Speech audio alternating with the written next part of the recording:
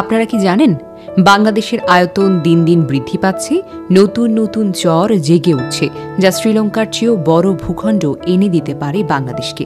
কিভাবে? আসুন না বিস্তারিতভাবে জেনে নেই। বাংলাদেশের ভৌগোলিক পরিবর্তন অব্যাহত রয়েছে।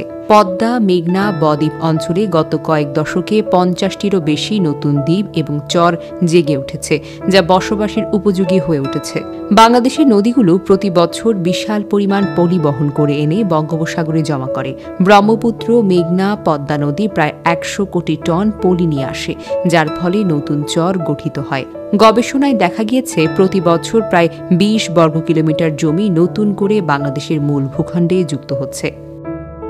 বাংলাদেশের বর্তমান আয়তন প্রায় 1,47,570 বর্গ কিলোমিটার, যেখানে শ্রীলঙ্কার আয়তন মাত্র 65,610 বর্গ কিলোমিটার। নতুন চরগুলো স্থায়ী হলে বাংলাদেশের ভূখণ্ড শ্রীলঙ্কার তুলনায় আরও বড় হয়ে যাবে।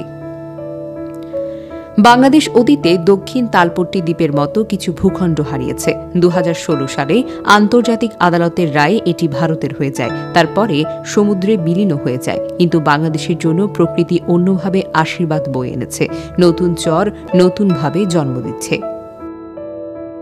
নতুন চরগুলো টেকসই হলে বাংলাদেশ শুধু আয়তনে বড় হবে না, কৃষি, মৎস্য, পর্যটন শিল্পেও নতুন সম্ভাবনার দ্বার উন্মোচিত হবে। বাংলাদেশের ভূখণ্ড ক্রমাগত পরিবর্তনশীল। ভবিষ্যতে বাংলাদেশ আরও বেশি নতুন চর পাবে, যা বাংলাদেশকে আরও সমৃদ্ধ করবে।